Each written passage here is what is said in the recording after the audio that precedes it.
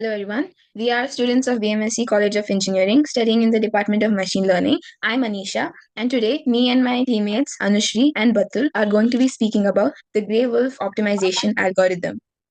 Did you know that one of the most powerful optimization algorithms in artificial intelligence is inspired by these wolves? The Grey Wolves, apex predators of the northern hemisphere, are teaching computers how to search, decide, and optimize.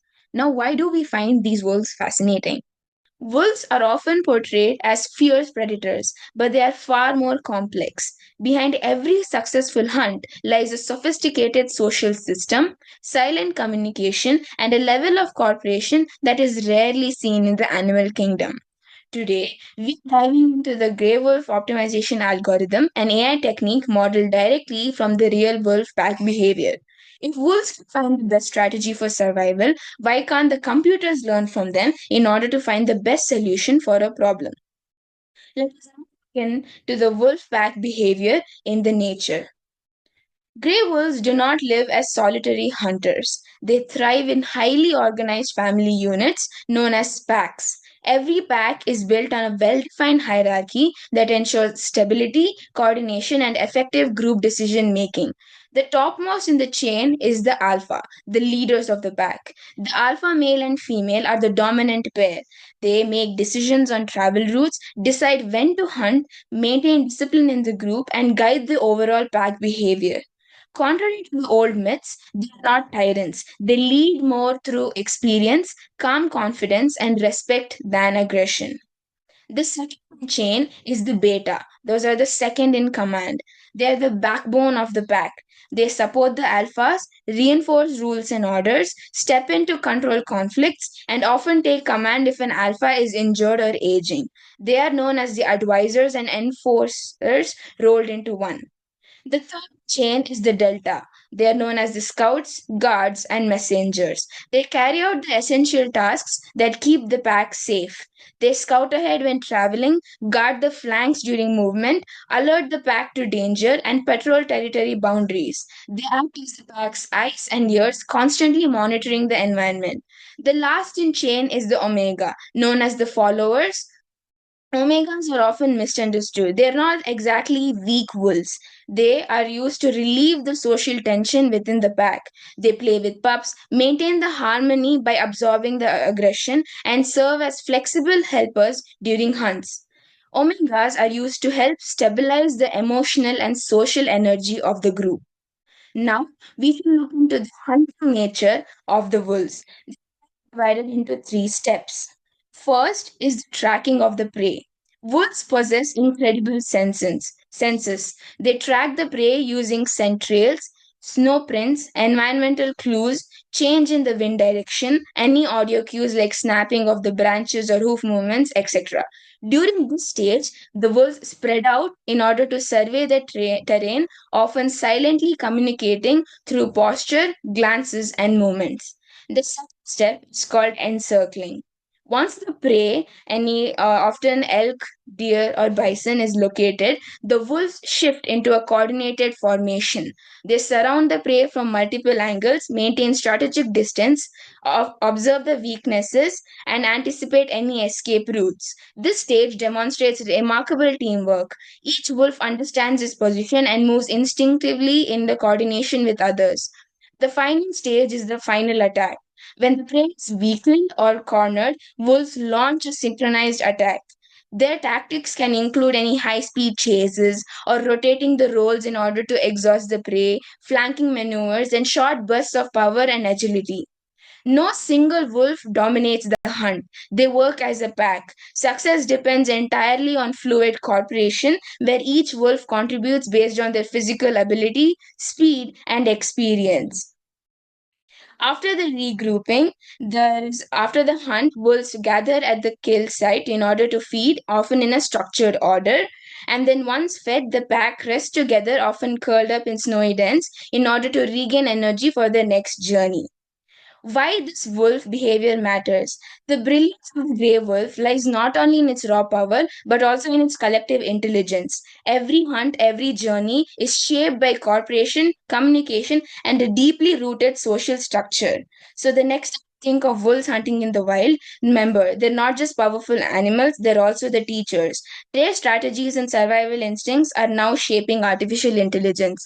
So, Anushree will now be speaking about how this is used in the Grey Wolf optimization algorithm. Hello, I'm Anushree, and now I'll be talking about how exactly Gray Wolf's behavior is used in optimization algorithm. So, Gray Wolf optimization is a nature-inspired meta-heuristic algorithm that imitates the intelligent hunting behavior of gray wolves.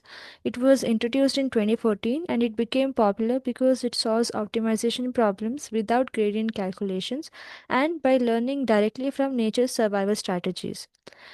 In a wolf pack, decisions follow a hierarchy. As Anisha explained, Grey Wolf optimization maps this into optimization by using the top three best solutions, alpha, beta, delta, as guidance points. So, in the algorithm, these three act as the learned knowledge source, and the remaining candidates update themselves by measuring distance and direction from them. So, instead of searching randomly, solutions improve by learning where the best region is and moving toward it collectively, similar to the cooperative hunting. So, this makes Grey Wolf optimization a leader based learning model where candidates learn the next search step from the best three positions at every iteration. So essentially, here alpha, beta, delta are the learned knowledge, and omega is basically like updates itself by learning from alpha, beta, and delta. And optimization is guided and it is a collective movement. So continuing further, uh, the hunting strategy that inspires this algorithm is divided into three behavioral learning phases. The first one is encircling the prey. So wolves attempt to estimate the prey's location in a large unknown territory. In optimization, this represents identifying a promising region in the search space. Next comes hunting. So the best three candidate solutions guide the others towards the detected region where the prey is. So the learning happens by following the best directions rather than random search. Then attacking. This happens when the best zone is located. Wolves converge rapidly after the location is, located by the other wolves. So this is known as exploitation, meaning intensifying the search locally for the best possible answers. Every wolf updates its position by measuring how far it is from the best three solutions alpha, beta, and delta, and then they move towards an averaged guided direction. But Gray wolf optimization does not collapse into convergence early. It uses adaptive parameters that help balance exploration and exploitation. So, exploration is basically searching globally, and exploitation means refining locally. So, it can learn better patterns and avoid local optimum traps. This learning happens through movement, cooperation, and controlled adaptability. Now, moving on to the flowchart. So the algorithm implementation follows a learning circle. We randomly initialize a population of wolves in the search region. Then we evaluate fitness using an objective function. Then we select the top three best solutions as alpha, beta, and delta. The rest move towards these three using adaptive direction learning. The exploration parameter reduces over time, meaning searching followed by chasing and then converging. So this loop keeps repeating until a stopping criterion is met. Finally, alpha as the best learned solution is returned as the optimized output. So instead of learning individually or randomly, the system learns collectively and iteratively. Now, looking at the mathematical model for the algorithm, so each candidate solution calculates its distance from alpha, beta, and delta using the following equations d alpha, d beta, and d delta. So this is simply evaluating how far is the current solution from the best learned solutions. Then three potential new positions are computed towards the leader solutions x1, x2, and x3, which represent movement influenced by each leader independently. The final updated position for the next iteration is the average of those three. So basically, we take the average of x1, x2, and x3 to update the final position. So this averaging step is critical because it mimics collective learning from multiple leaders instead of blindly following from one. So it smoothens the search path and improves convergence stability. We have two adaptive learning coefficients that drive this behavior. So one of them is control vector. So control vector is represented as A, and it decreases linearly over iterations, reducing search radius, pushing wolves from exploration to exploitation. Then we have random vector C. It adds stochastic influence, ensuring solutions retain diversity while learning and also preventing premature collapse. Also, these parameters are updated dynamically at every iteration, meaning the algorithm continuously learns how aggressively or cautiously it should move depending on search progress. This self adjusting movement mechanism is what makes Gray Wolf optimization a natural like learning based optimizer rather than a purely mathematical search method. So the mathematical learning cycle is like searching and then it measures the distance, followed by generate guided movements and then average the learning, adjust the A and C coefficients and repeat until best learned point is obtained. So to conclude, Gray optimization is a natural learning system where candidate solutions evolve by learning from the best three discovered regions, updating the positions collaboratively, and adapting movement parameters over time, just like wolves hunt and learn from their environment. So that's all about the learning process behind Gray Wolf optimization. Now Batul will be explaining about the implementations of the method. Hello, my name is Batul, and I'll be talking about the comparisons between Grey Wolf optimization algorithms and other algorithms that we have studied previously. Now, let's take a deeper look at how Grey Wolf optimization compares to two other well known optimization algorithms, particle swarm optimization and genetic algorithm. Starting with PSO or particle swarm optimization. PSO is inspired by the flocking behavior of birds. The core idea is that each bird or particle moves through the search space, adjusting its path based on its own best position and the position found by the swarm. This makes PSO extremely fast at converging. However, this speed can sometimes become a disadvantage because the swarm tends to cluster early, meaning it may miss better solutions elsewhere in the search space. On the other hand, GA or genetic algorithm works very differently. It simulates natural evolution. So instead of birds flying or wolves hunting, GA uses crossover, mutation, and selection.